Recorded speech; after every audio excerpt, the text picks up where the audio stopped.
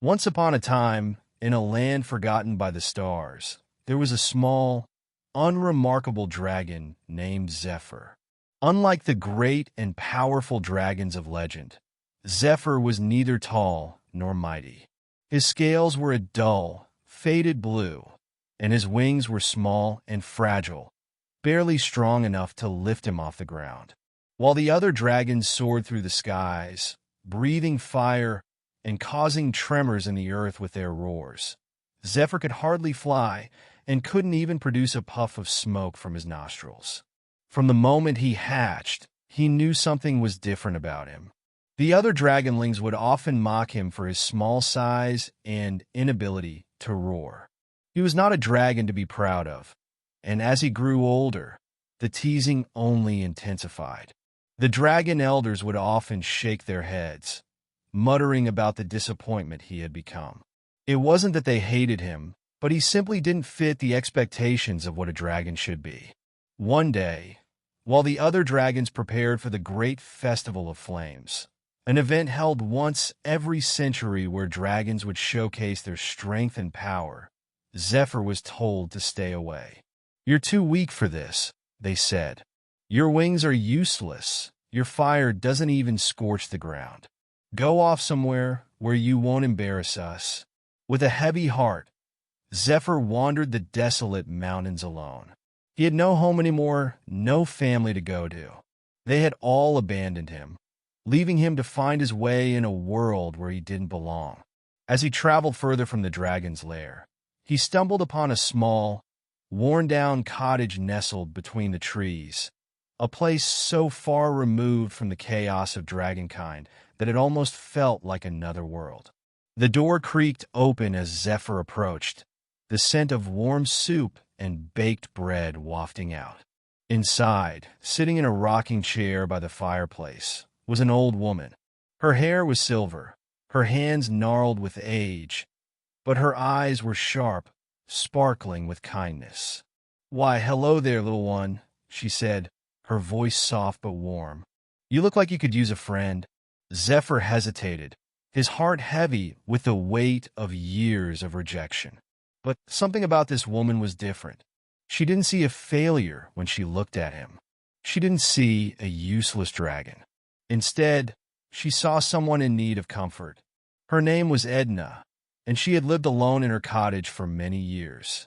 She had no family, but her love for the world and its creatures had never faded. As she sat by the fire, Edna took Zephyr in and shared her simple life with him. She would feed him, tell him stories of times long past, and even help him practice flying. She never judged him for his small wings, always encouraging him to try again, even when he fell. Zephyr spent many months with Edna, and in that time, he grew stronger, not just physically but emotionally as well. The love and acceptance that Edna gave him were a balm to his wounded soul. He practiced his flying every day, each time getting just a little bit higher.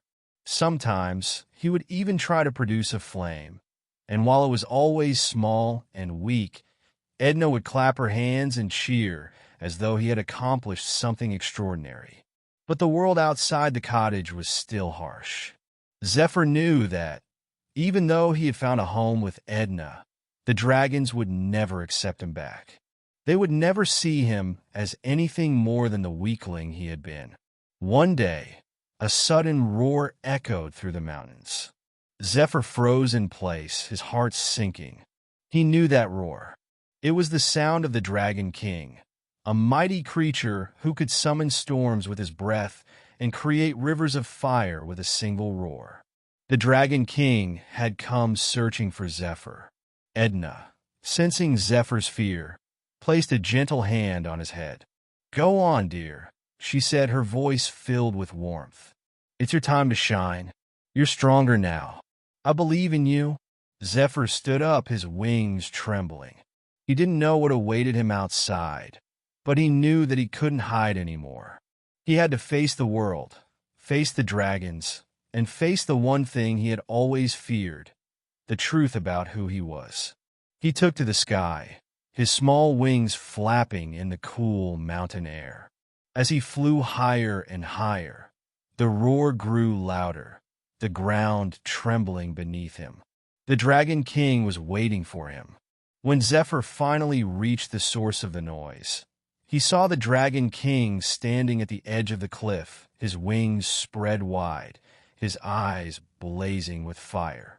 The other dragons were there too, all watching in silence, waiting for Zephyr to arrive. "You've come back," the Dragon King said, his voice booming with authority. "Do you truly think you are worthy of being a part of the dragonkind again?" Zephyr hovered in midair, his wings flapping weakly. He could feel the eyes of the dragons on him, waiting for him to speak, to do something grand. But the words he had practiced over the years of living with Edna didn't come out the way he expected. Instead, he simply said, "I've changed. I'm not the dragon I used to be." The Dragon King laughed, a deep, mocking sound. "You're still just a small, weak dragon. You'll never be one of us." But then, something unexpected happened. Zephyr felt a surge of energy inside him, a warmth that radiated from his chest. He had been practicing for so long, but he never realized how much he had grown. With a deep breath, Zephyr opened his mouth and, for the first time, released a flame. Not a weak, tiny spark, but a roaring burst of fire that illuminated the sky. The other dragons gasped in awe. The Dragon King stepped back, his eyes wide with surprise. "Impossible," he muttered. But Zephyr was not done yet. He rose higher into the air, his wings beating strongly now, his flames growing brighter and fiercer. The small dragon that had once been discarded by his own kind had become a force to be reckoned with. He had found his strength, not through size or power, but through the love and training of the one person who had always believed in him, Edna. As Zephyr soared above the mountains, the dragons watched in silence, realizing that true strength wasn't about brute force or firepower. It was about perseverance, love, and believing in oneself. The Dragon King, humbled by Zephyr's transformation, bowed his head. "I was wrong," he admitted. "You are more than just a small dragon. You are a dragon of great heart and strength." Zephyr looked down at the Dragon King, then back at the vast world before him.